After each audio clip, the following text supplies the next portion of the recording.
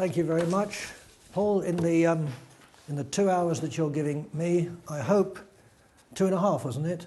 I hope that I can get in the few strands of an enormous topic, which is time. Okay, which I actually did time for 5 years, and before that I did nothing for 5 years. So the connection between nothing and time is the only time, sorry about that, where time does not happen is when there's nothing. But apart from that, there is time everywhere. Okay, it's the reason I'm am so fascinated. But can you all hear me? Okay, okay. The reason I'm so fascinated with time is because time is change, and when you look at time, you look at us as humans, because there is change all the time. There is never ever something that does not happen. There's always change. So basically, a theory of time is a theory of ourselves in the world, which is why the subtitle of my book is A Look at How We Tick. And that's what interests me, a look at how we tick, because science and philosophy lately has been taking the human out of it. You get a lot of formulae, etc., but time is us. And but by the way, it's not. It's no wonder that time has been a fascination for philosophers for a couple of thousand years, and scientists are going on and on about it. And scientists look for the underlying nature of reality. But here's a spoiler alert: there is no underlying nature of reality, and I will demonstrate that, if it's possible to demonstrate something that isn't.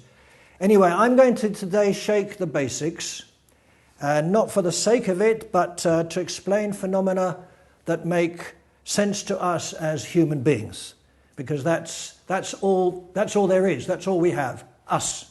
All right. So, what can I say about time that's different? What people have taken for granted? Well, everything. My story is one of change. Okay, and that's what we've got to keep in mind. Continuous change. Change is in the heart of my philosophy, generally, and of time. Change is always in relation to something else, and that's a very, very important message. It has to be in relation to something else. So that's very, very important indeed. Okay, we're going to touch on some very, very big topics, because time touches everything, because it's change. So we're going to include the problems of knowledge and truth and facts. Okay, so I have to leave a lot of stuff out because I haven't been given that long.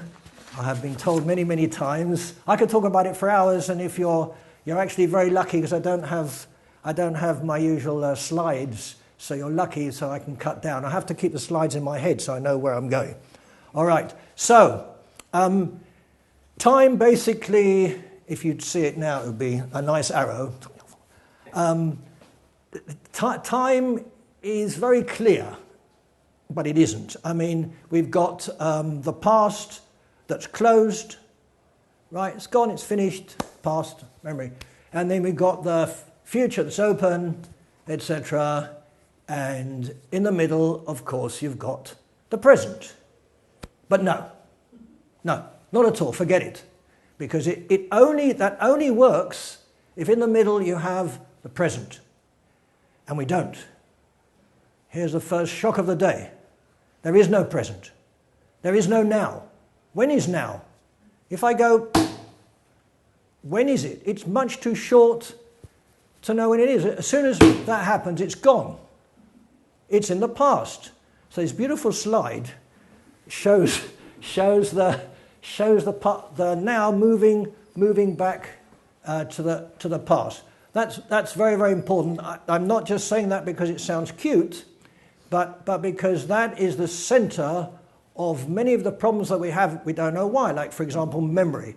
Now, if you consider that time moves back immediately, but instantaneously, to the past, to memory, making more memories. And that when now comes in again, it's adding to it and changing memories all the time. In other words, there is no memory that's steady, and we all know that. And we also should know that each of us have a different now. Each of us have a different now. We are not in the same. We're not in the same place, right now. I mean, this was told in science. I mean, you know, Einstein said that in 1905, but he said there is no one now. It depends where you are and how fast you're going, etc., etc.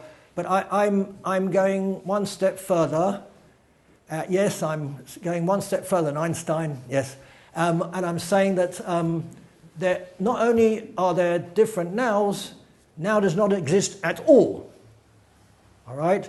So if we imagine this going back, and we have backwards, but at the same time we're moving forward. We're moving forward to the future. We have dissonance here, immediate dissonance.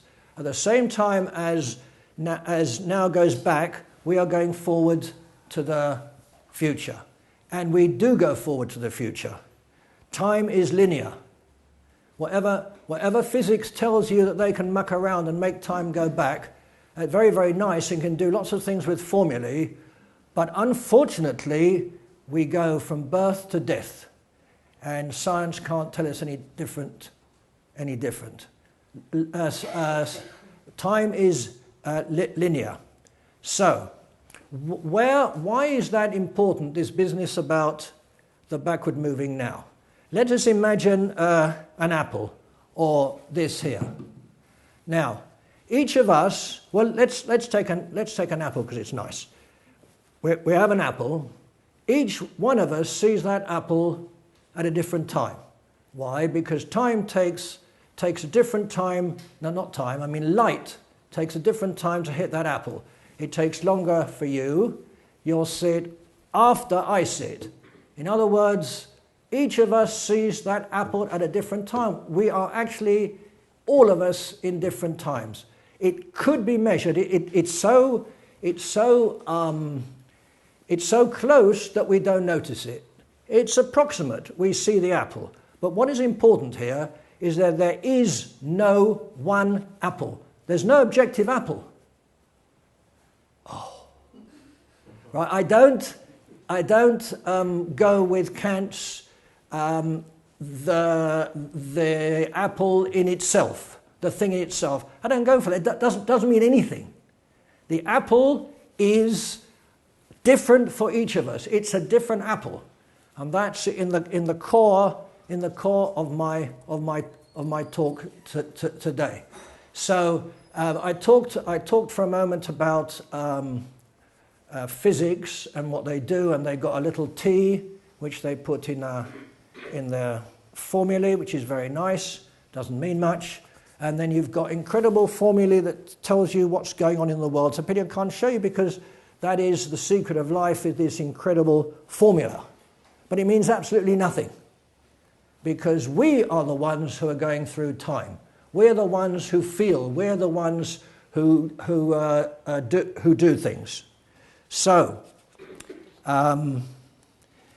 we've got this. Now, if we imagine that time's moving along, and we're all moving along, and our memories, as we know, are very, very dodgy.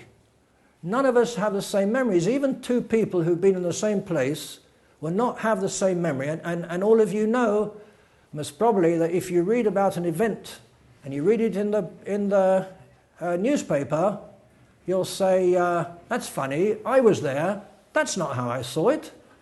And so you can have the same event with different memories of it because of the moving now that's different for each of us. So basically what I'm saying is that the past is memory. Oh, the second bomb. There is no past. There is no thing that happened, because each of us remembers it differently. So if you say that happened, somebody will argue and say, well, no, it didn't really happen like that. And so you'll argue. But so when you're looking for the real apple and you're looking for the real past, you won't find them. It's all in human perception. That is time. So we are told by New Ages and etc. about circular time. Time is circular, which is very, very nice. Because if time is circular, it means we don't really die. That's the selling point of all religions and all faiths and cults and whatever it is. Their selling point is you don't really need to die, right? They will tell you you be good and you go to heaven or you go to purgatory, but at some point somebody will come and you're all going to wake up again, or whatever it is that people tell us. As Christian scientists say that you don't really need to die at all. They haven't actually proved that because nobody left alive to anybody. But anyway, the point is that we are told a story that time is circular, but it isn't, because it's from birth to death. But within that line, there are circular things. I mean, Tetley talks happen periodically. There are Fridays and Saturdays that come every week, and there are birthdays, and it is circular. But if you think of it being circular as a wheel, it's the circular wheel, that makes time continue to the end, to the bitter end. So if I say that everything changes, if we have a look at I'm now showing you a picture of the Mona Lisa, right? You can all see that. Every good, it's all in there. That's in your memories. Each of us sees a different one, but that's not the point. The point is that the Mona Lisa, and we all know it, iconic painting, it changes all the time. It has to change all the time. Nothing stays the way it is. It changes because we change. And apart from the fact that every time you see it, you'll be in a different position, as I told you with the apple. So every time you see it, it'll be different. And even if you stayed in the same place, it would be different. Okay? And if you don't believe it, I'm not sure if this silence means you're cynical or whether you agree. But if you think of reading a book a second time, you will invariably find that the book is different, right? Even though the words are the same words, the book is different. So everything changes. So, history. You can imagine what I write about history. You can imagine after all this stuff I've told you. History is merely in the eyes of the writer of it. It's not only victors who write history. Anybody writes history. It's a story, and they'll write it differently. And history changes all the time. Dinosaurs, believe it or not, are changing. When I was young, dinosaurs didn't have any colour, and they were herbivores or whatever they are. But now you read, they keep on finding out new things. They got colour, they fly, they don't fly. How is it that dinosaurs are changing? That's because that's history changing. The past is changing all the time. Okay, so if I show you, if you have a look at a picture of the Twin Towers in Manhattan, the first thing that will come to your mind immediately, you'll remember forward in time and know what happened to them. If you have a picture of friends, and say of 10 years ago, and you look at them, looking at those people, you will not look at them the same as I will at your friends, because each one of those you'll remember, as it were, what happened to them in the future. You can't look at anything completely dispassionately. All right? So, anybody want to say anything at this point? You're much too quiet.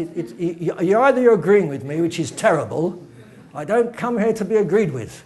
So, but if you don't, then it's okay. So we will continue. Now, I say that you can't see time changing. You can only see time that has changed. It's that backward moving now. You won't see this. I don't know if you ever see the sun in Leeds, but when you do, if you remember what it looks like, it's that round thing. If you see a sunset, you don't see the sun going down actually. You'll see it after. You'll never see it moving, never. Because change is something that has happened. So you ask, and I know you're dying to ask this, if time is changing, how is it that we don't see the change happening? After all, I said it changes. You know, when you go and see a child after, say, 3 or 4, 6 months, you say, wow, that child, wow, he or she's changed. And the parents will say, really? Oh, okay, yeah. Because the parents haven't seen the change, but you've seen it because of the gap. So why is that? Imagine, this is a lovely slide, this particular one. This particular is wonderful. That imagine you have a plant with the buds that are closed, and you see the plant as it would be after a month, with all open and blooming. And why don't you see it open like that? I mean, after it's changing. Now, if you have, for example, you're putting Tom and say, look at that plant, and he sits there for a week. You pay him a lot of money. He sits there for a week.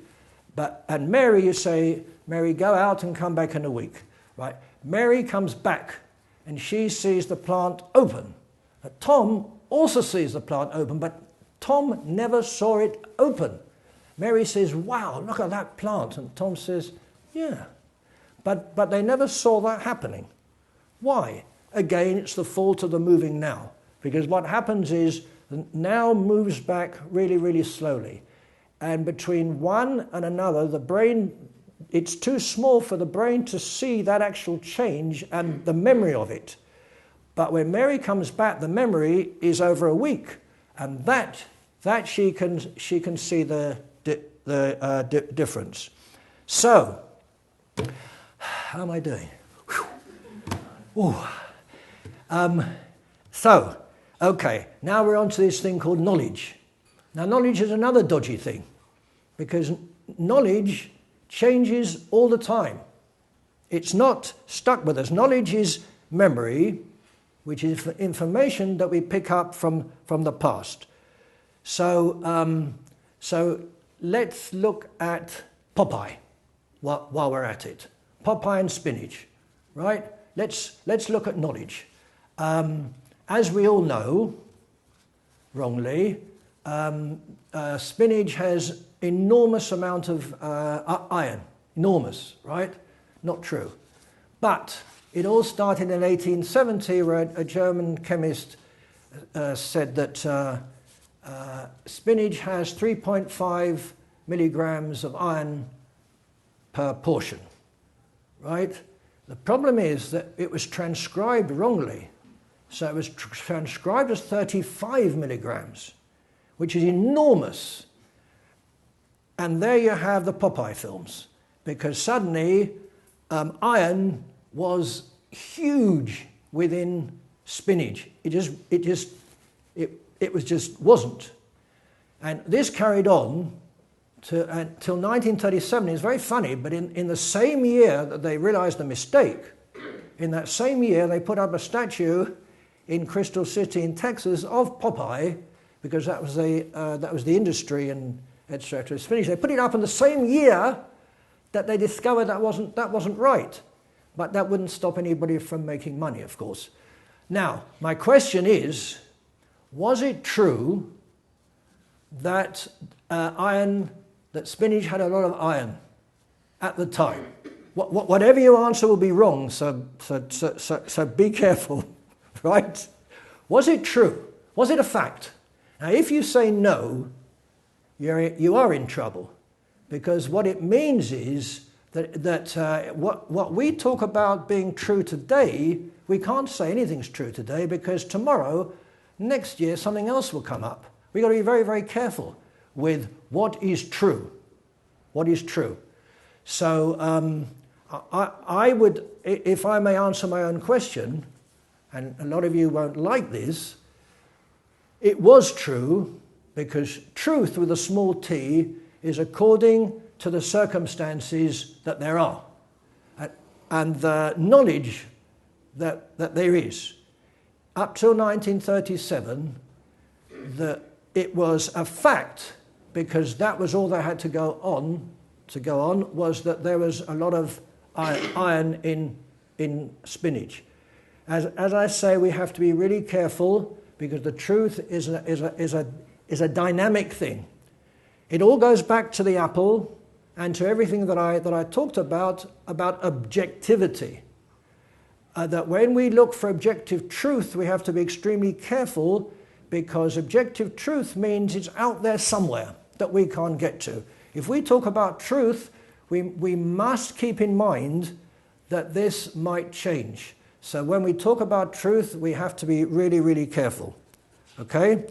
So, knowledge is very strange anyway, because if knowledge is based on what has happened, it means the information that we got, but also we assume that we'll carry on in the future. We have to. If we say that this table's here, we assume it'll be here in 5 minutes. Right? When we get out of bed in the morning, we don't expect us to float up in the air. We expect to stay where we were. And this is another case of dissonance. Remember, I talked about going forward and going past more or less at the same time. This is dissonance. Okay, so the future is a very strange thing. Mind you, everything I've said so far has been strange, so why am I saying it? Everything I'm saying now is strange. Future is even stranger. No, it can't be. Future is, we can never tell the future. We never, ever, ever get to the future, ever. We can predict, but we will never know if our prediction is right until it becomes the past. Again, it's our moving past. And why is the future not open at all? We think the future is open, but it's not, because the future is based on our past, and we already realize that our past is completely nuts, that we don't really know what happened in the past. And if we base future on what happened in that nutty past, we have a huge problem in the future, which is why, first of all, we can't make predictions. We can't. It's impossible. Future is probability. Can I just ask you, if we're allowed to just put a question? Yes. There is one fundamental truth, is that we're going to die. So all of that, you say we can't predict the future. Well, there is that. Oh, and we're meant to pay taxes. We're meant to pay taxes. And you're meant to Some of us don't. Okay. But the dying is definitely a future that will happen. Very good question. The point is, you don't know. You will only know when you're dead, in which case you won't know at all. We assume that we're all going to die. We assume. But you won't know it. You will never know it. Never know it. You will not be around to say, oh, I died. Yes, are you with me? I know that it looks like 100%. But until you're there, you're hoping, well, maybe it's only 99.9%. You know, maybe they'll find something. I don't know. But my point is that we can never know what's going to happen until it has happened, until it is the past. And for example, if we have a dentist appointment tomorrow morning at 10 o'clock, say, what is tomorrow, Sunday? Monday. We have a dentist appointment, and it works out, and you get there at 10 o'clock. Does that mean that the future happened? No. All it means is that, yes, we did get here at 10 o'clock. Anything could have happened, by the way. Whether it did or it didn't doesn't really matter. But because the future is completely closed to us because of this strange past. If the future is purely potential and probabilities, and where we heard that before, we've heard that from quantum mechanics. They are probabilities of things happening, and the probabilities are wild because the probabilities are based on what happened in the past, and we don't really know what happened in the past. We think we know what happened in the past, and what we do is based on what happened in the past, what we think happened in the past, which is different for all of us. So you can imagine what a mess the future is. It's why it's only probability.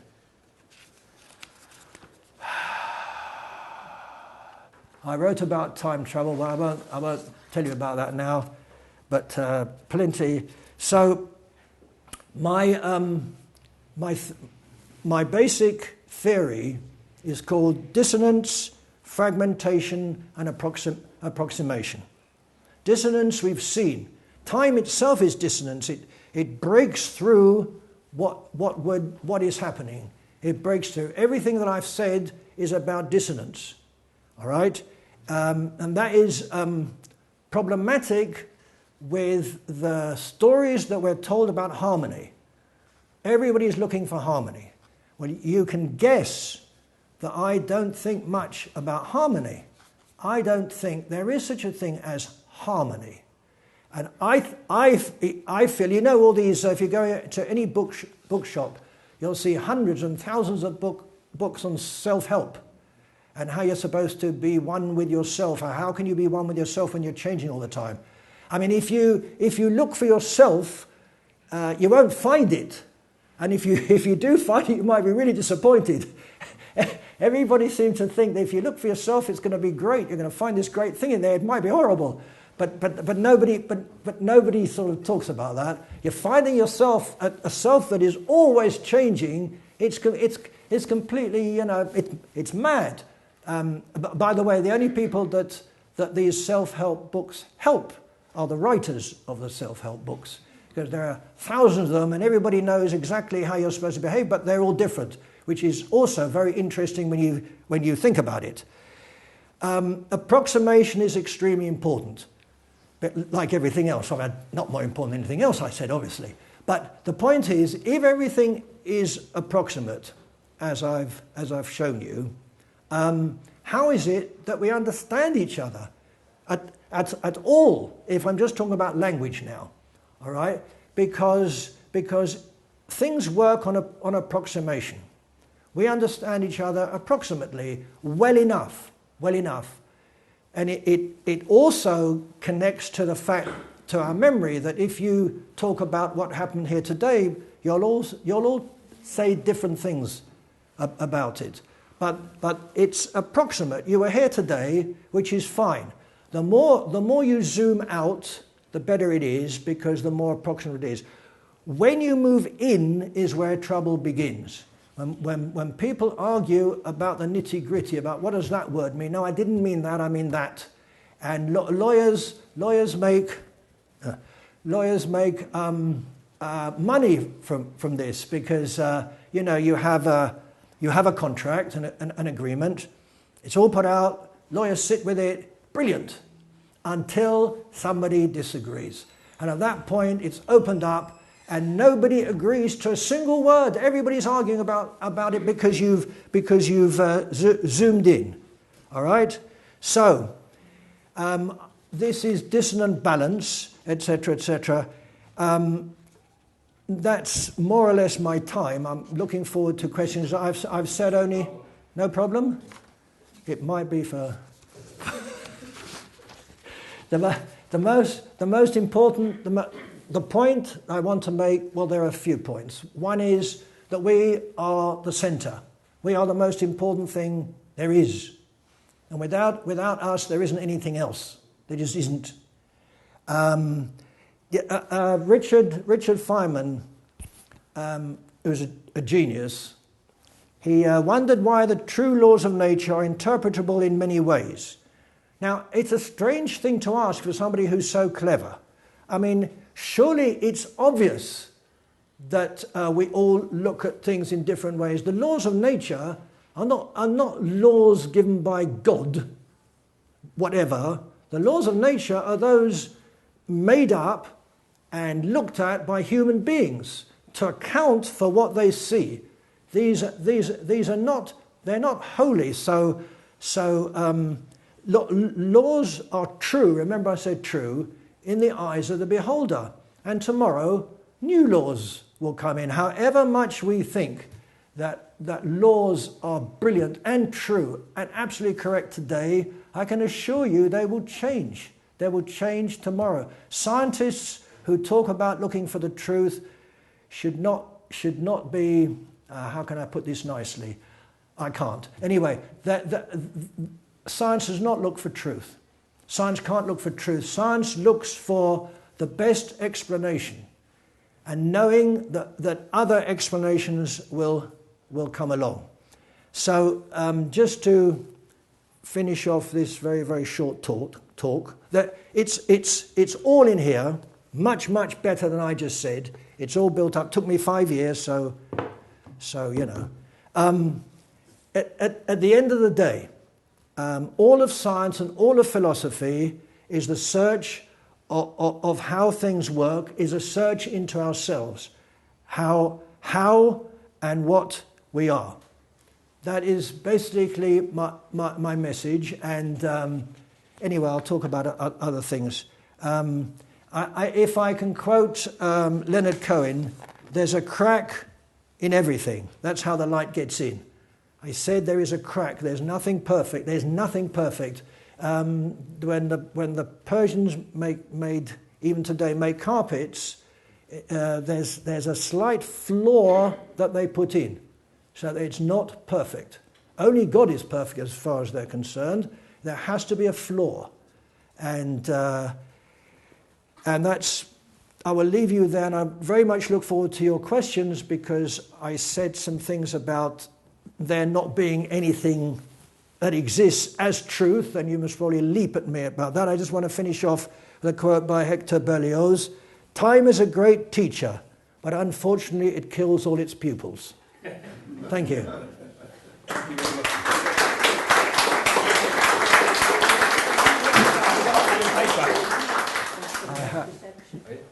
No. Right.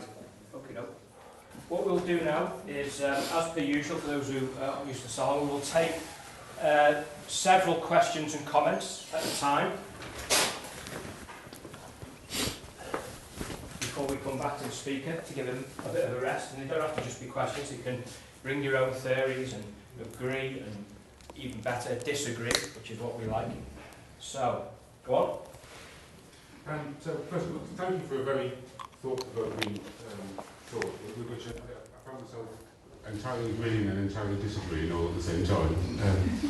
So, on one end, it sort of strikes me that the warning about sort of science absolutism is very useful. So, I think, for example, of climate change warning stuff, where where a lot of people talk about the science as if it is a truth, as if it is an absolute, rather than something that just hasn't been disproved yet.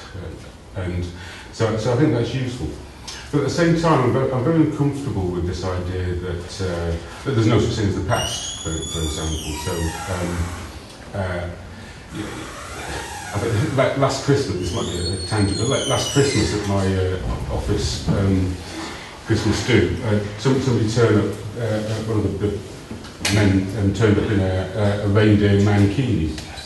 Now, that's an event that lots of people have tried to block out of their minds for several reasons, and people have different angles, and some more unfortunate than others. But and so I get that there were different points of view, and that your memory of the past changes.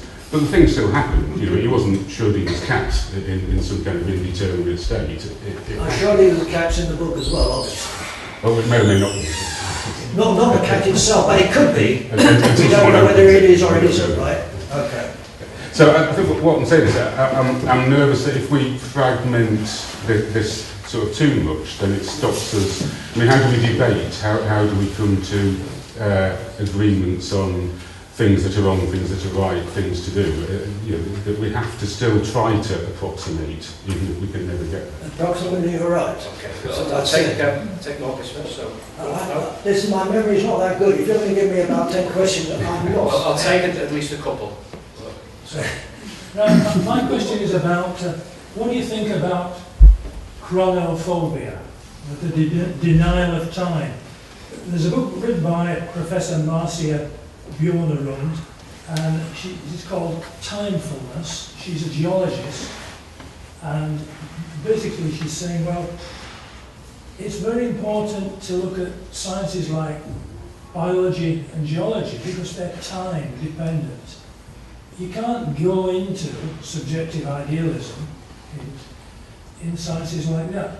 And I remember, and that goes into other denials, death denial, Ernest Becker, terror management theory, Sheldon Solomon and his team, and the idea of Lee Smolin, that time is generative and irreversible. And the thing that we were taught when I was doing my geology degree is it all began in the Cambrian explosion, when they learned that they had eyes, or the organism, the rapid evolution. And finally, I'd just like to say that I did own a time machine at one time, because everybody who went on a geology field trip, the lecturer always said, "Have you got your £2 hammer?" And that was a time machine. So that's an objective. I can't. I'll have to deal with that first. I don't remember it. You said you're not comfortable.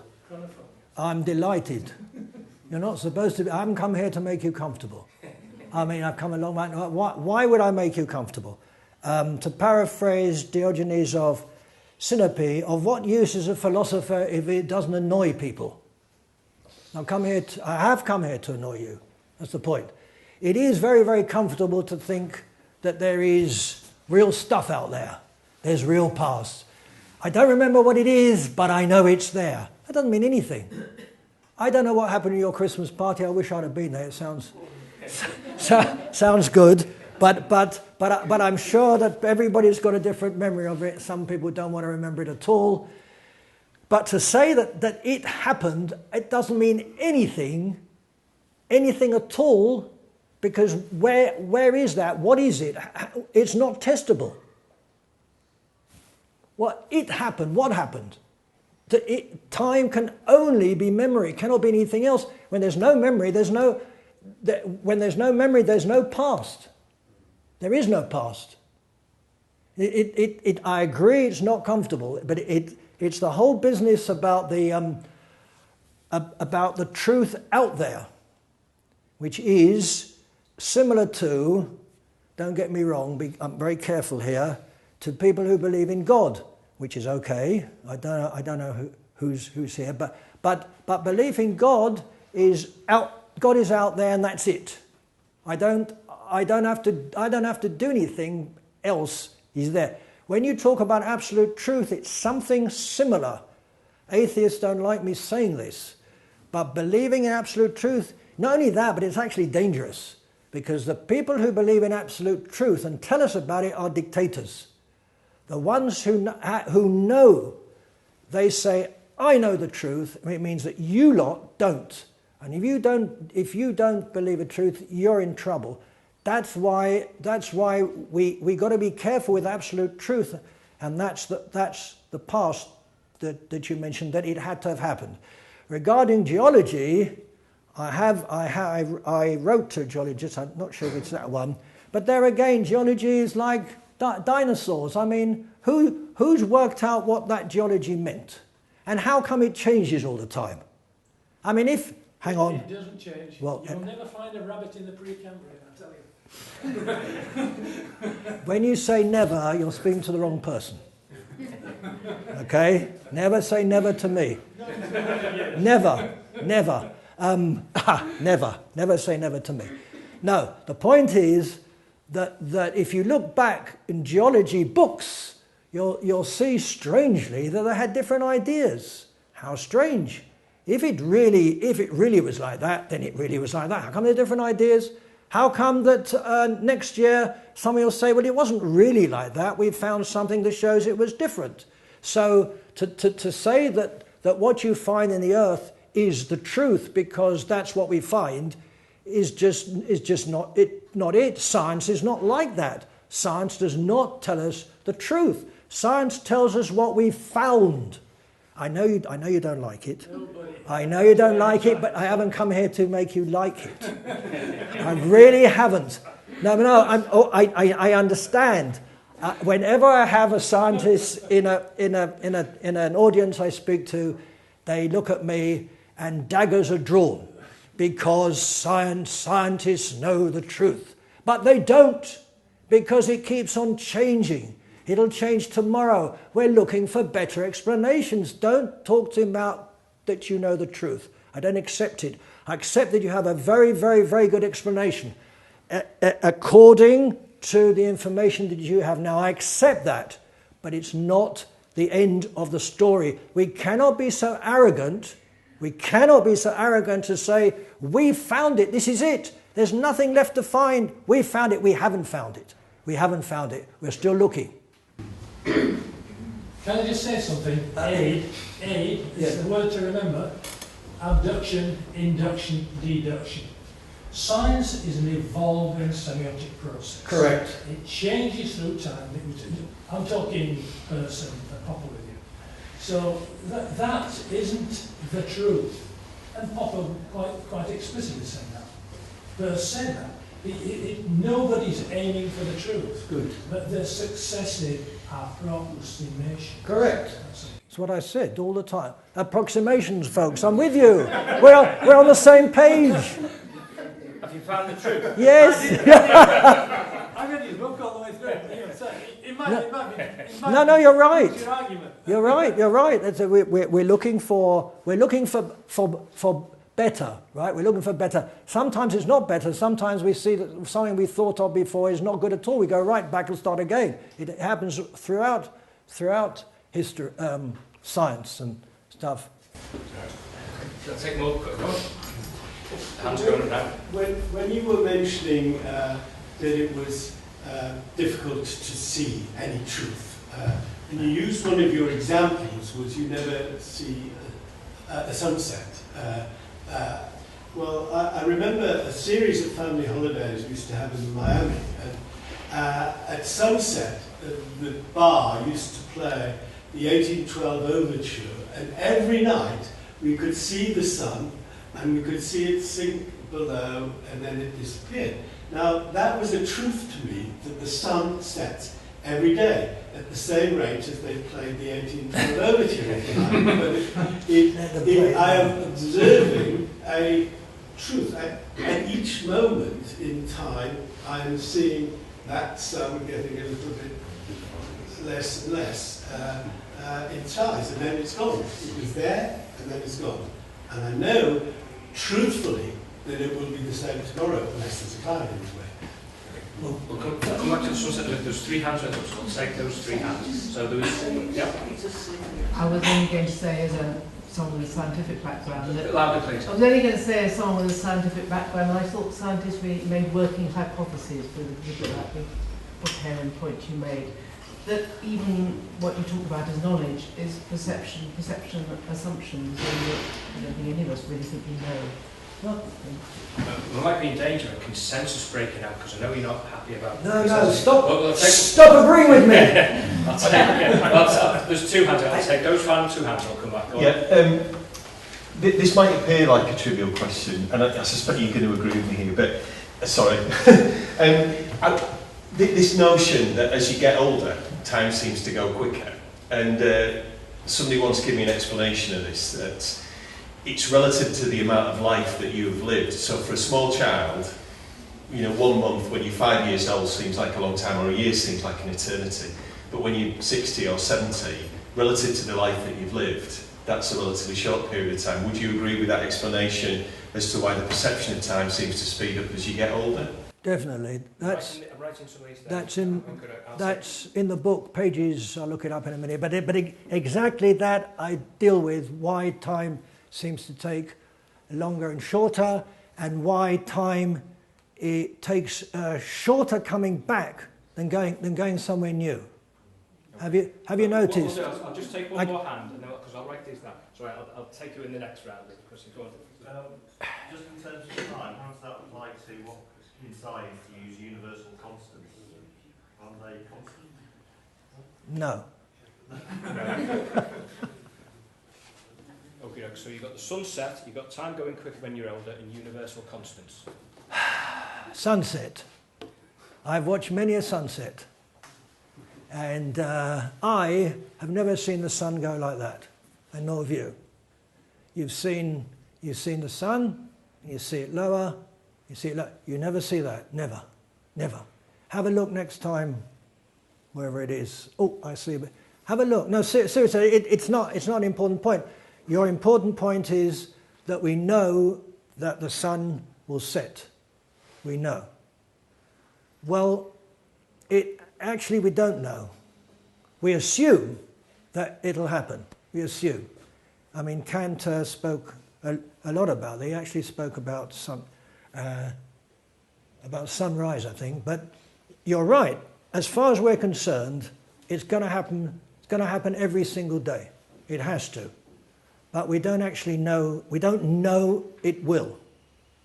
But we have to live thinking that things will happen. That's a very good example of something that we actually know, but we don't really know. We can't know.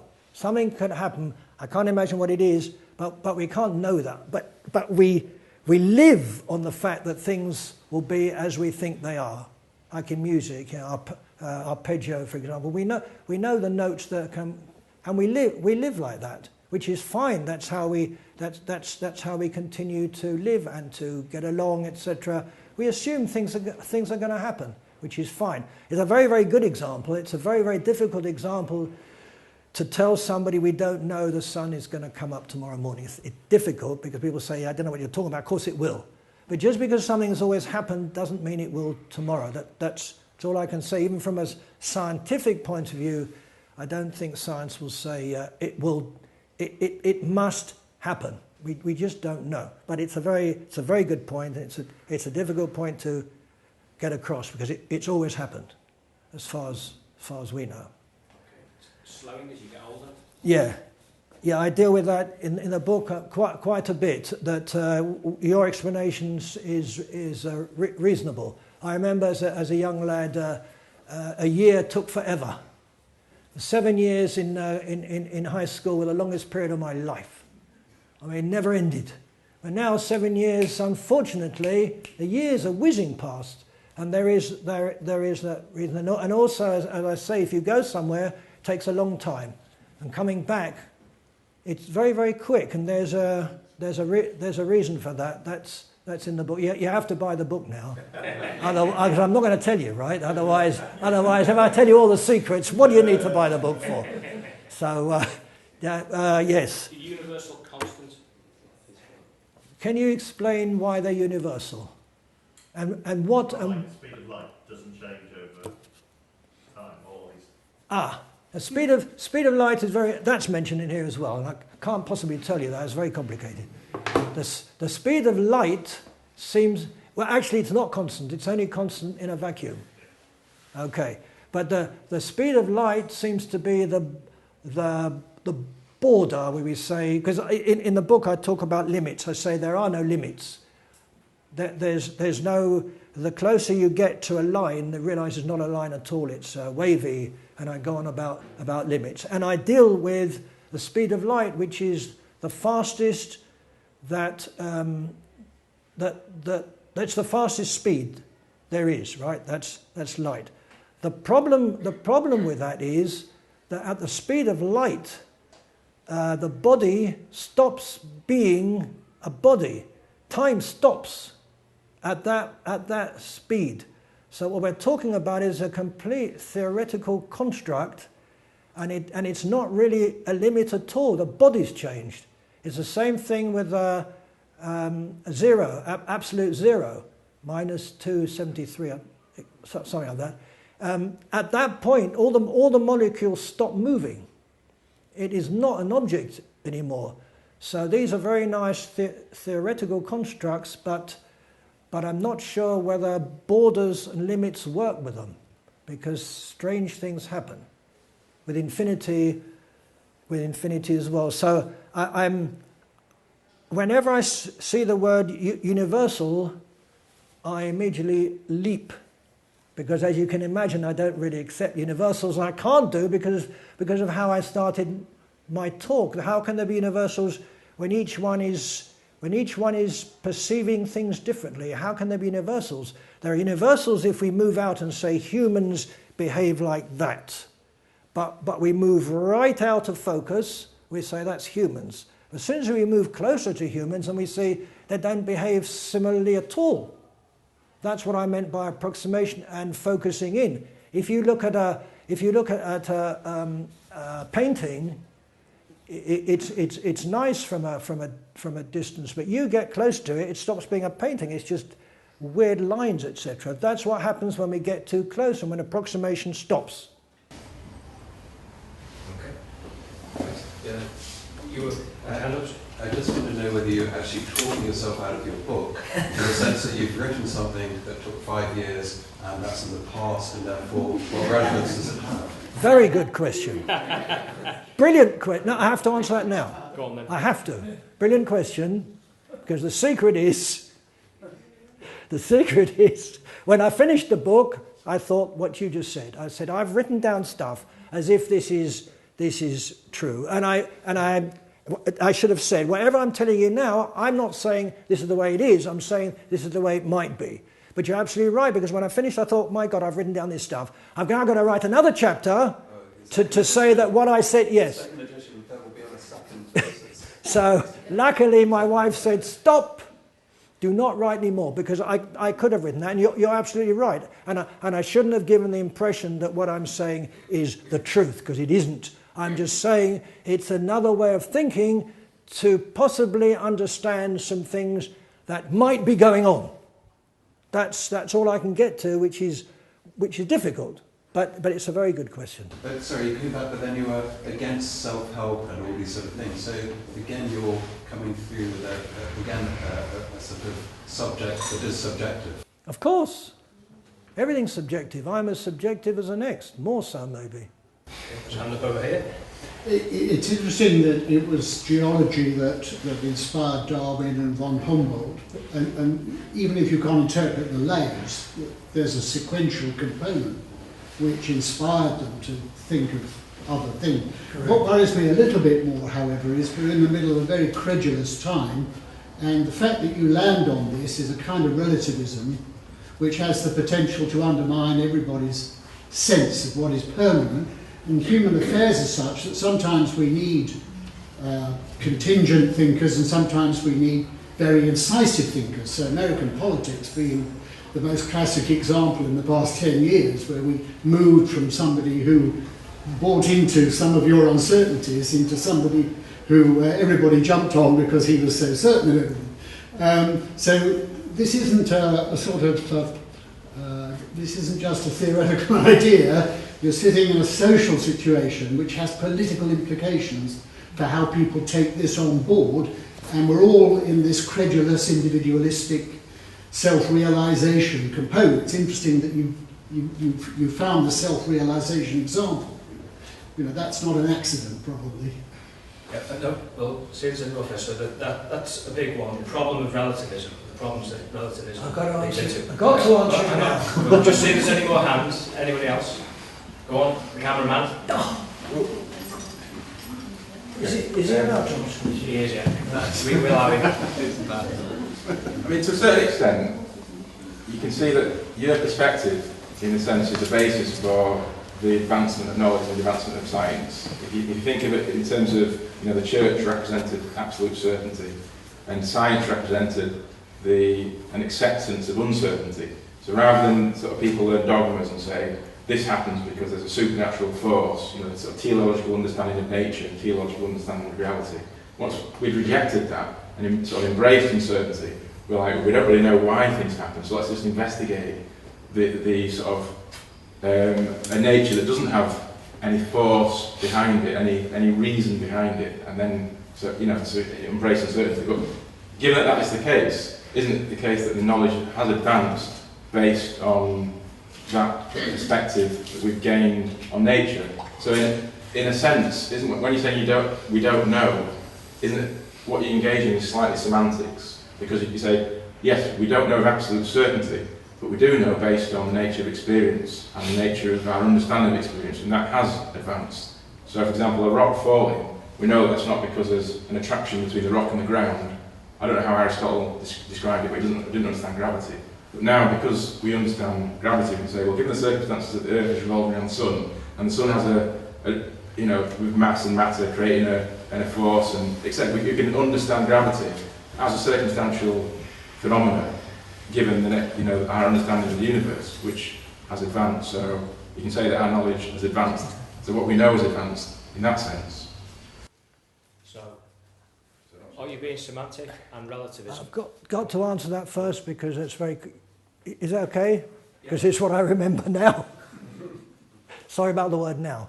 It's in the past, yeah. Yeah, all in the past. It's funny that you mentioned gravity, you know, because it's exactly what you said, that is, there is an incredible change in what we think of gravity is. It is something that's attracted. It is, not is, I don't like the word is, but what we're told is that, that space itself moves. That is gravity.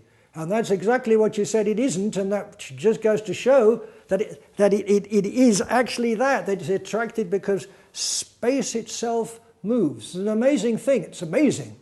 That's not right either, because I'm sure something else will come along, but that is the latest. So there's no ground that we can stand on and say, this is it.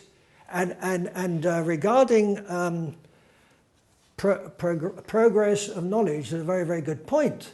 Knowledge progressed because of uncertainty, and you said that in the beginning. The certainty was that the church, this is what there is, right? And the progress when we say, I'm not sure that's what it is, let's discuss it. And the arguments between scientists and philosophers, what gave us the progress. It is exactly that argument, the give and throw, the movement, you're right, I'm right, you're not right, etc. That's the progress. And progress isn't like that, progress is like that. There are a number of people giving a lot of different theories about quantum mechanics. There's just not one theory, there are quite a few. We don't know which is right, I hate that word. None of them might be, or they might all be in some way, or they might be completely off. I mean, there's string theory, which sounds wonderful. A lot of people say no, it's a load of rubbish. So we basically, although we don't know what to believe about those things, but we understand that knowledge is continual movement. That was how we got away from the church saying this is the way it is. That's the worst thing we want to say. And regarding relativism, I know it's a dirty word. And I don't know why it is, because I am one of those. I'm not sure whether that's the right word. But because change has to be relative to something else, it has to be. There cannot be any change unless it's relative to something else. Cannot be. And your question was, I told you I only need one at a time. Sorry, what was? Just the social and political implications of this relativism. Yeah. And we're seeing it now in populist movements. You're right. Everybody's got their own truth and wants to see it realised. You're right. But politically, that's a difficult issue. You're right. It's changing all the time, quite right. You're right. You're right. It is tremendously problematic. It's something that I was grappling with it because I do see the danger in that. I do. On the other hand, the danger is greater today because we got so many people out there talking, you know, on social networks, and everybody's coming out with their ideas. Before it was all simpler. You had a few ideas you could cope with, and now everybody's coming out with ideas. We don't know anymore what's going on. I agree with you. It's very, very dangerous. The only way we can get through that is by thinking ourselves, which is the thing that I'm trying to get across. We have to think, and fake news. I have to be honest here, there was always fake news. It wasn't called fake news, but there always was, because news cannot be facts. When we, before this business of fake news, when we got newspapers, and you read newspapers, they said they had different perspectives on the same thing. If it was a Conservative paper or a Labour paper or whatever, they came out with their agendas. So you didn't have the news. You didn't know what the news was, because the news is given to us by the people who are censoring it, who are deciding what the news is. And I was amazed. I was in South America, and they said to me, you know, you lot up there in the north, you don't know what's going on here. I mean, it's quite a big place, South America, right? And the news is completely different. I mean, we do not, basically, unless something big happens, we don't really know what's going on there. All that news was different to all the news here, and we're being fed, we always have been fed news. And we have to, I think, realise it, and it's not easy. I'm not saying anything of it is easy. The point is that we have to sort of dig through, and since everything is subjective, it has to be, we'll make subjective decisions. Good or bad, I don't know whether it's good or bad, but the point is to think, to tear stuff apart and say, I'm not quite sure about that, let's think about it. But I don't have a solution to it, except that that now with social media, it's got much, much worse. We thought that once you open everything up, things will be much better, but they're not. They're worse. We've got masses of mad voices telling us they've been abducted by aliens and stuff, and millions of things going on, and we got to listen to this and say, oh, crikey, stop. So I agree with you. It is a problem. I've no solution, I'm afraid. To come back to the relativism thing, in the book you say there is a danger of seeing the enormity and therefore the impossibility of knowing everything as being close to knowing nothing. In other words, coming face with a wall of incomprehensibility. And isn't that a problem that if you think there can be no truth that you can find, I understand the danger of the absolute truth, the dictatorship, but the opposite thing is equally dangerous, that you come up, you just end up in depression, you just end up in a situation which postmodernism is in. You know, there is no truth, and therefore there's nothing you can do in the world. You can't intervene based on knowledge to try and make the world a better place because you can't know anything. So the attempt to intervene is only ever going to make things worse. So it kind of, it's a problem, isn't it a problem that you just go down that path? Yes. The negative and depressing path? Did I not tell you I didn't come to make you happy?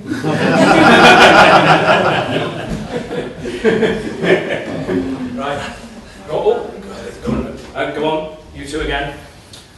Yeah, I just want to come back. I mean, first, when I said it made me uncomfortable, that was a nice way of saying that I disagree. I'm not actually feeling uncomfortable. Isn't on this relativity thing? I mean, isn't that why we need to keep an idea of the truth and to keep an idea of an objective thing happening? Because it's the centre of whatever gravity is that helps all of those disparate ways of looking at things. And yeah, I get everyone's got a different way of looking at things, and even the conceptualisation that we have, and the way in which we interpret things is going to change over time. We've got limited senses, all that. I get all of that. But if you abandon the idea that we are trying to reach some agreement as to what the objective thing is, it's at that point that things spin off into chaos. We need it. Okay, just before that, just take that little hand there. Yeah, in a vague attempt to link these two things, is there any possibility of time travel? So is there any possibility of going back in time and introducing, say, Donald Trump's mother to the school bully? Or maybe she did marry the school bully. I don't know, but do you believe in any chance of time travel, future on that? I have. Are you sure? Yes, positive. The hardest part of this book, to be honest with you, was that part about time travel. I went over and over and over again, and I said, the whole thing is preposterous. I'm not going to tell you why, you have to. And I wrote to physicists about it, and had a lot of backwards and forwards, and I'll tell you very, very roughly. The point about, you're talking about going to the future, right? The past we know is impossible because of various reasons, killing your parents and all that. You don't want to talk about that, that's easy. The point is that physicists who should know better, if I may be so bold to say that, who tell us on TV, etc., I won't give a name, but very, very popular physicists who tells us that, yes, time travel is possible. That's absolute rubbish, to put it in a nice way. They tell us that when we go at the speed of light, our time goes slower. Right. Now, sounds terrific, but it's absolute rubbish. If you go and travel out now at practically the speed of light, your watch goes exactly the same as it goes here. Now they don't say that. They come out with this thing that sounds great. Your clock doesn't change. Nobody goes to the future. Nobody goes to the past. If you go out there and come back to the Earth, and they are 60 years older or whatever it is, you have not gone to the future. They can't say to you, what's it like in the future? And you can't go back to them and say, what's it like then? These are just populist, you've heard it here first, folks. These are populist expressions that go on TV and it sounds terrific. Our watches do not change. It's 4 o'clock and in an hour it'll be 5 o'clock. And even if it's 50 years later, back here in this place, nobody's moved anywhere.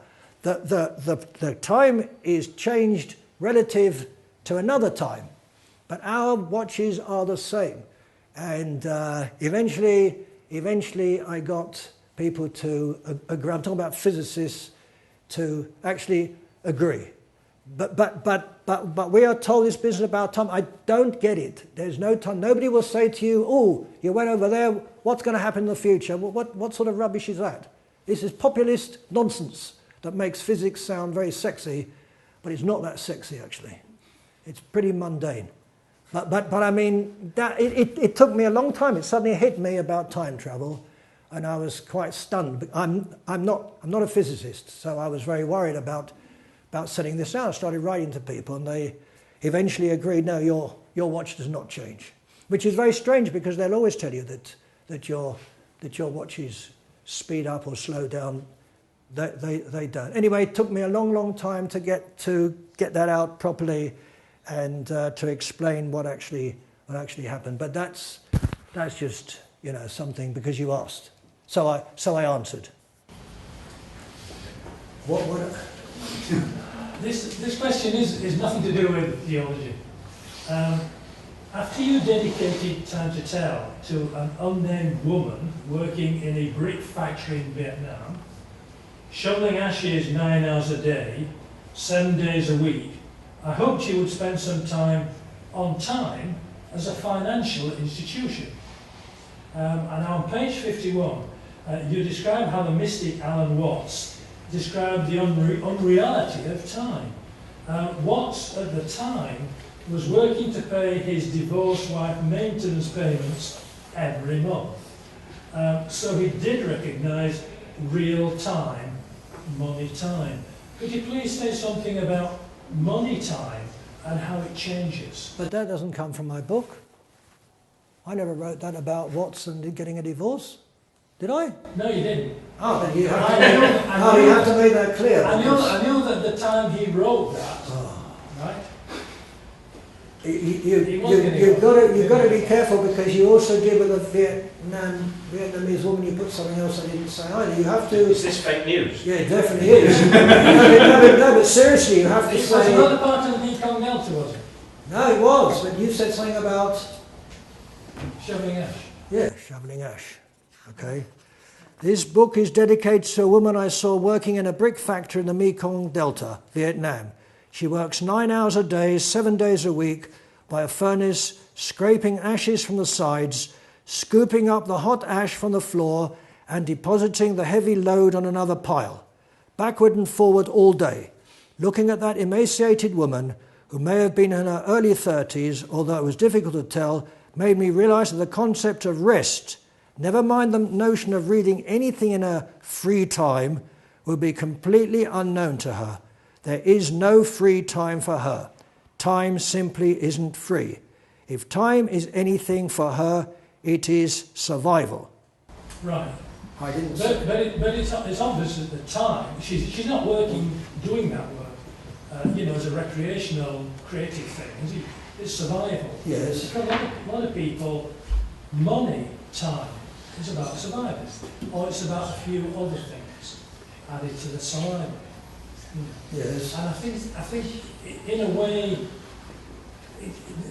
maybe there's another book there for you, Because it does strike to me that the way that time has changed enormously over the years. I mean, we've now got, you know, the big trading floors that used to be in financial industry have kind of turned into supercomputers, and all those people in, you know, 11 huge halls, as it were, have kind of disappeared. I think there's just the metals one left, and it's all down to milliseconds, isn't it? You know? And maybe in the other question I was asking about deep time, maybe this is shallow time.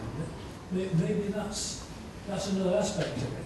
And I should point out that when it comes to shallow time, I actually do agree with your subjective approach. That's a relief.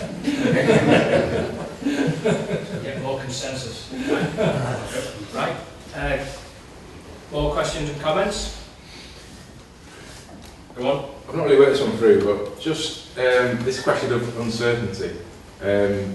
So it seems today that uncertainty in terms of, say, climate science or environmental science assumes that uncertainty itself is a bad thing.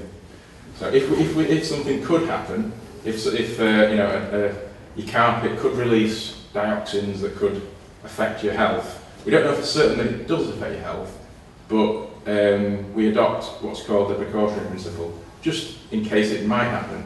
So climate science is a bit like that. You know, we don't know for certain if the climate is going to be, you know, just lead to apocalypse, but it might happen. So let's act on the basis that it might happen. So in a sense, you know, in the past you had a dictatorship of absolute truth.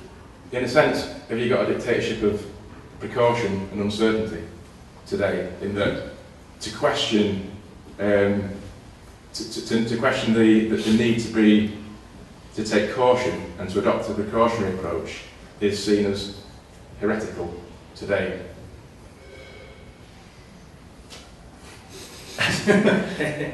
Yeah, your question, what was our question?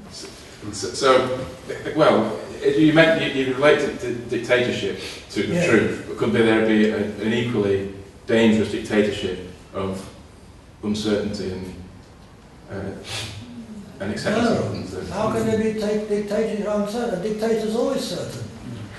Otherwise he wouldn't be a dictator. It's always certain, completely and utterly certain. Completely. I mean, Trump is certain. Now, Trump is not a dictator, but Trump is certain. I think what's come across, you've set up a kind of target within science, and then constantly go back to a deity and that kind of thing. And so there isn't a binary that's come across to us. I think you've been hammering at the scientific truths when actually most of us feel that they're empirical or hypothetical.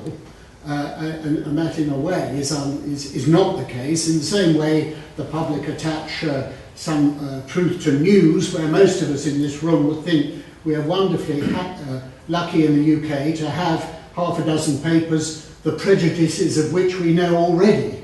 So we're not actually sold on the idea of this absolute element in modern society. Setting it up against deity truths, by all means, but in a way it's come across as an overstatement of scientific approaches. All right, I will now shock you. Sorry? I will now shock you. Go on. Do you believe in objective morality? I'm a believer in a lot of contingent issues, which is what I was talking to you about politics. So I think there are horses for courses, and you can't. It depends where you start from. We don't ever start from a particular position. There's a historical echo of whatever has occurred before, and that has a profound influence, whether we see it as real or not, on decisions in the real world. Sorry. Yeah, but yes, but I'm now setting up an objective truth that everybody likes to believe in, because you didn't want me. You said I didn't do that. Here it is. Objective morality. Everybody wants to believe in objective morality. Yes. I wouldn't have thought. No. Okay. Yes. All right. Fair enough. It's even better. So you don't think there's an objective morality? Yes, there's no objective reality. Good. In that case, I rest my case. You don't, so you all agree that there's no objective truth. But if you start from the position that perception is everything, and everyone perceives something with 100% certainty like the sunset, why can't that be an objective truth? Why can't we have that?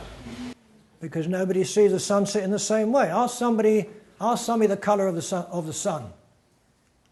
None of us see the same colour.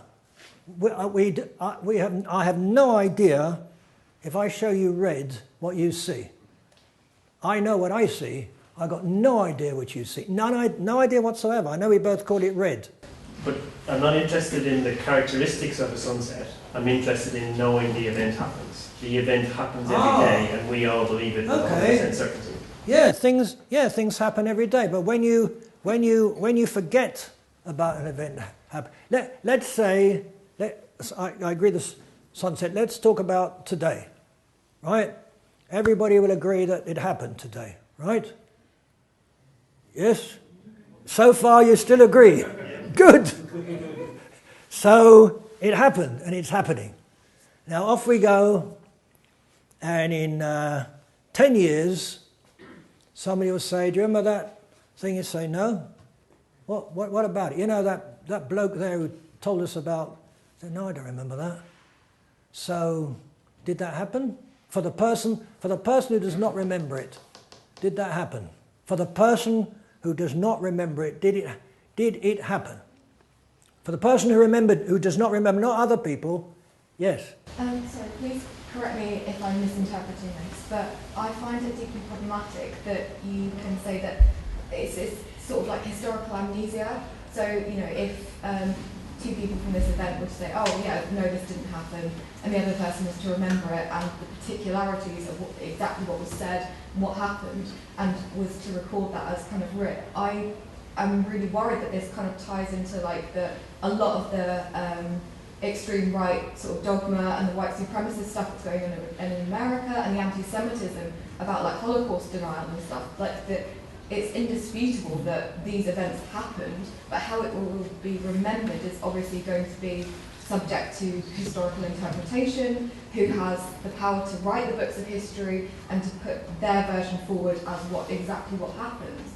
And that's why I find it very problematic that you can suddenly think, "Oh yeah, we can actually debate the fact that this happened," when there is an objective sense that the Holocaust happened. That, take the recent example of Donald Trump saying that there weren't anti-Trump protests when there was this giant blimp of baby Donald Trump, and he was able to use the rhetoric of fake news and of post-fact and all of this kind of sort of right-wing media manipulation to his own ends, and that's what really concerns me about saying that there's no such thing as an objective past, or the past we can just forget, and it's all subjective and sort of down to interpretation. So yeah, sorry, I just had to say. No, you're right. I'm just I agree with sociology, so. No, I agree with you 100%. I shouldn't say that, should I? I agree with you roughly 100%.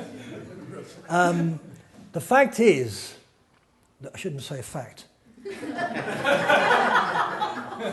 The thing might be that when Trump said what he said, and the people saw it, when he goes home and tells them there were no protests, as far as those people are concerned, there were no protests. For them, that's the truth. That's the problem. You see, you make up your own past. Now you who saw it know the truth. Those who heard there wasn't also know the truth. Your truth is better than theirs, but as far as they're concerned, their truth is better than yours. Now, I agree. Now, when it comes to events, yes, imagine how many events in history we don't know about. Imagine. Did they happen? Got no idea because then they're not there. There's no truth about an event that didn't happen. We don't know. Now, the events that we know about, let's say the Second World War, we all know it happened. we hear, unless there are people who say it didn't. But in 1,000 years, or in 10,000 years, when it's a tiny, tiny blip in history, let's say, and all records have been lost, at that time, did it happen? At that time, and it's easy to say, yes, it did, but try to cast your mind into the future where we don't know that something happened. How can we say something happened when we don't know it did? There could have been a million wars in Persia and in ancient Greece that have been wiped out because nobody wrote about them. Does that mean they didn't happen? Well, hasn't there got to be space to say, I don't know? Then you can say, I don't know about anything. Well, maybe it is more reasonable. No, but I can't say I don't know that a war happened in 1000 BC. I mean, I can say that about anything forever. I can only talk about things that I know might have happened. If it's not written down, when a library of Alexandria was destroyed, huge amounts of information just went. We don't know what happened. It's gone. So you're right. It is a huge problem, but it's easy when you're here and you say, "Yeah, I'm here now. I know it happened." But in 100 years, nobody. Well, I hope they will. In 100 years, nobody remembered that this happened. They just won't know, and it will not have happened. And if that's difficult, it will not have happened because you can't talk about something happened that you don't know about. So, but we use the expression "lest we forget," and that's correct. And that's part of our correct. Correct. And there has been debate. The First World War was 100 years ago. Why are we still, You're right. handing out copies? But it's only 100 years. No, exactly. But we still came back. You're right. And said, no, lest we forget. Lest You're we right. forget the Holocaust. Lest we forget You're right. all these sort of. You're right. And in 1,000 years, in 10,000 years. That's for our society to. Exactly. And we'll have changed. Exactly.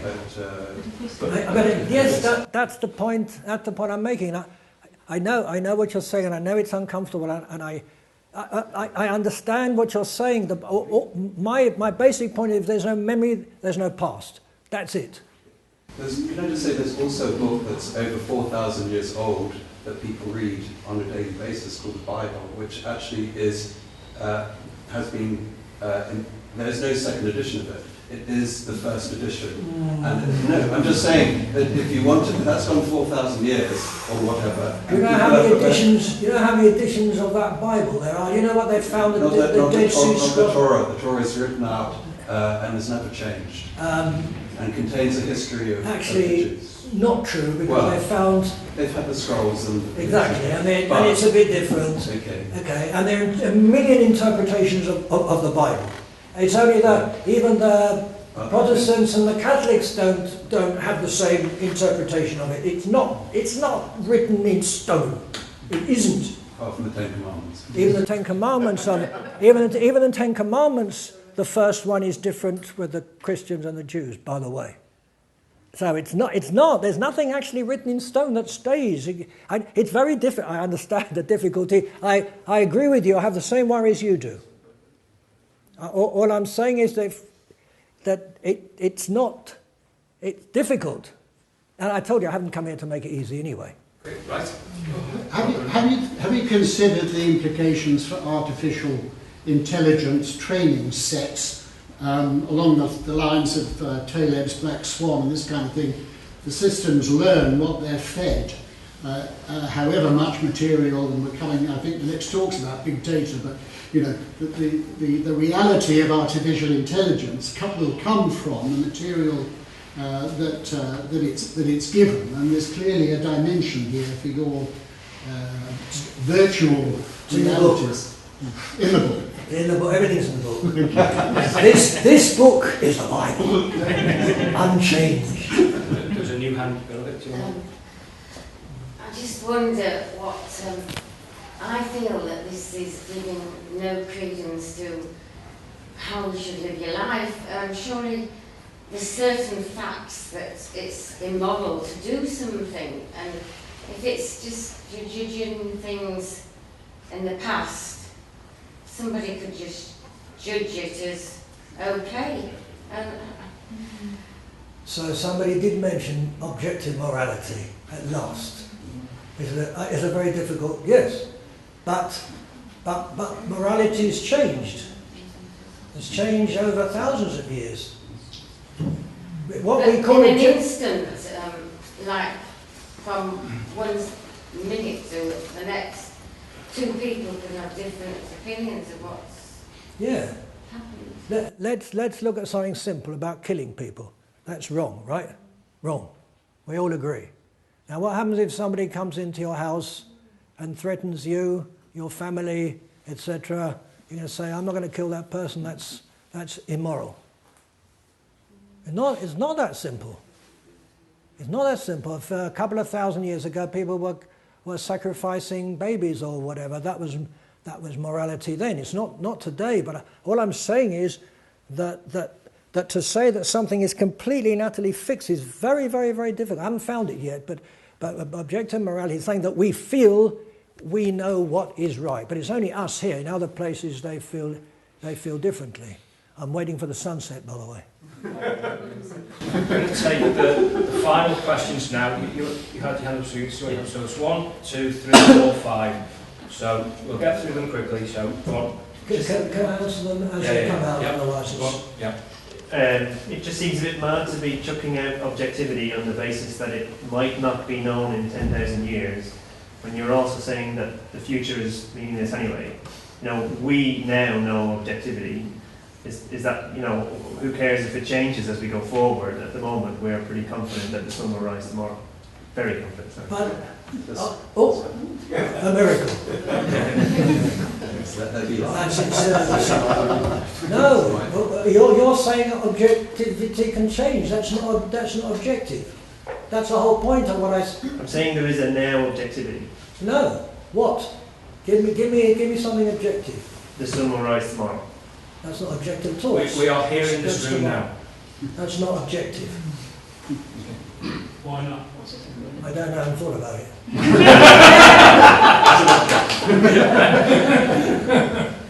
Go on. Truth is not morality. So to say that there is no objective morality is not to say that there is no objective truth. Did the Americans drop a bomb on Hiroshima? Yes. Were they right to do so? No. They're entirely different questions. Mm-hmm. Were they right to do it? Is that your question? No. I'm saying that there was a different question. That they did it is objective. The morality of doing it is an entirely different question. I'm not saying things didn't happen. Don't misunderstand me. There are truths with a small t that when we move out, we know that things happened.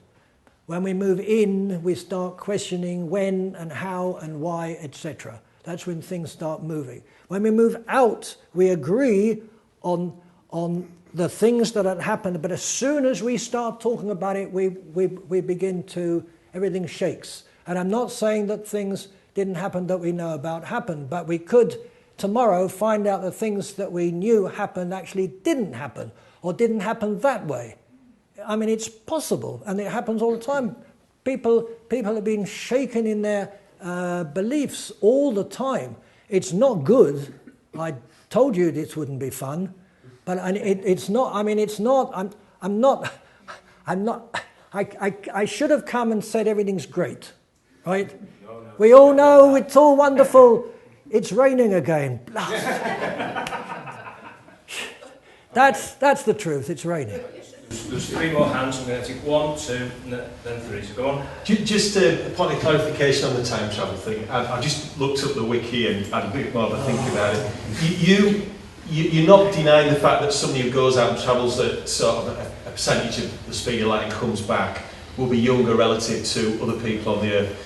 But I kind of agree with what you're saying. That's not really time travel in a proper sense, is it? So, in a sense, that person coming back would be seeing a future they wouldn't normally see, because they wouldn't have had access to it. He's just seen it. Yeah, but had they stayed on Earth, the people on Earth will be a lot older, and they'll be seeing those people at a point and the state of the world. They won't see that person at all until he comes back. Yeah, but they will be seeing the state of the world in a different state to what they would have done had they stayed on the earth, so they're kind of sort of seeing the future, aren't they? No, but there's something wrong about the whole concept. When somebody goes off for we're here and we're 50 years older, we don't see that person over there being 50 years younger. We don't say to him, hello, what's going to happen over there? We forget there's communication. When that person comes back, he said, hello, folks. And they all say, who are you? And he says, I'm Bert. I'm the one that just left. He said, what do you mean you just left? You haven't been here for 70 years. How dare you say you just left? He said, but I promise you, look, it's me. And they say, okay, then what's going to happen in the future? He says, what are you talking about? I agree with that, but in a sense they are seeing a future world that they wouldn't have seen normally. But it's a trivial form of time travel. No, it's not trivial. It's very interesting because he's not seeing anything that they will see. Time is travelling, so I'll take the last two questions. Go on. I talked about shallow time, and let's say there's a metals exchange or exchange to do with bitcoins or something. There'll be a programmer who will carefully use a Boolean logic and propositional logic and so on to program that to win the milliseconds to do the trades in that metal or bitcoin. Okay. Then outside that, there'll be an entire market where you've got groupthink, you've got subjective people thinking about this, perhaps thinking about the economy as a whole. And then there might be somebody, or maybe half a dozen people, who are hedge fund people, who have an opposing interpretation of it. So in a way, they're all interpreting time in a different way. One very abstract and quote, scientific, etc., objective. The other one, not anything other than subjective. Let's join the group so we don't lose anything. We can't lose much if we're all making the same options. And then the hedge fund, as it were, a oppositional thing against that.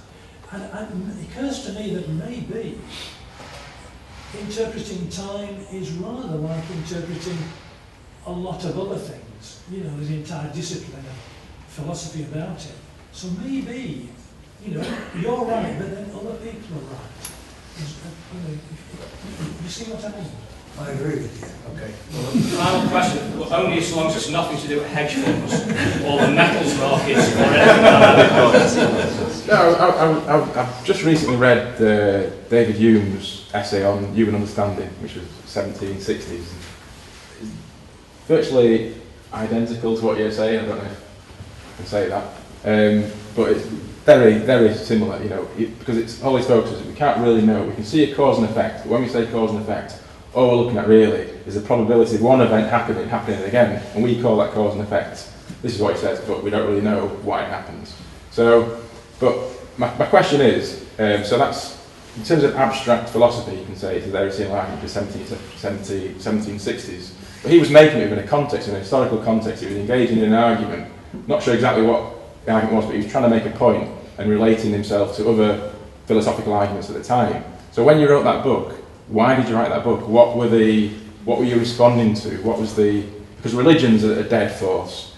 Science isn't really saying I'm going to be a dictator and control the world. So what is it that you were responding to? You're asking me that after an hour and a half.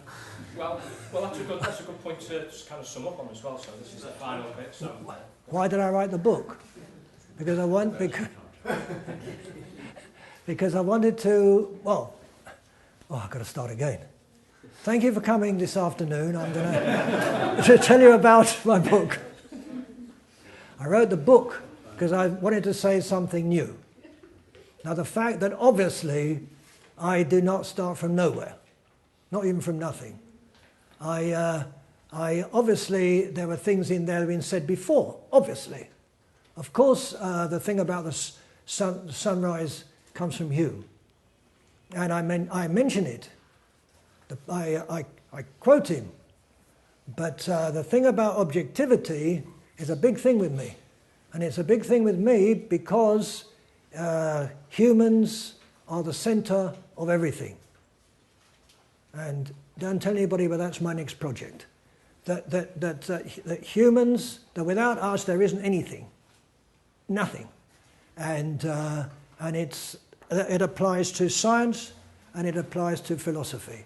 And I put the human being right in the centre. Time is change, and we are change. And by the way, I should have mentioned, I never say what time is. I think it's useless. People are going on what time is. I don't think it's important. I think what's important is what time does. Its effect on us. It's the change. That's why I wrote the book, to show that we are the centre. And quantum mechanics talks about the observer and things that you have to observe. I mentioned Schrödinger's cat in there, etc., in a very cynical way, believe it or not. I know you don't believe I'm cynical, but that's what the book's about. It's quite a big book. It's, for those who read it know, it's packed full of stuff, and I wrote it because I felt that it's something that I need to get out, and I think it's something that people should read. And I'm not saying that people need to believe it, obviously. That would be shooting myself in the foot if I say that this is the truth. What I'm saying is that this is a way of looking at the world. It explains why, for example, memories are so weird and people don't remember the same things, don't remember anything, etc., etc. It's all part of that business about now. That new ages and Watts and all that. People tell us that there's nothing else but now. I'm saying no, that's rubbish. There is no now at all. We are stuck in now. We are stuck with television programs and celebrities, and we have to live in the now. And now is important. Now is not important. Now is not important. And now passes. It's gone. And I wrote it because we have to deal with that. In my opinion. That's why. Okay. Well, thank you very much.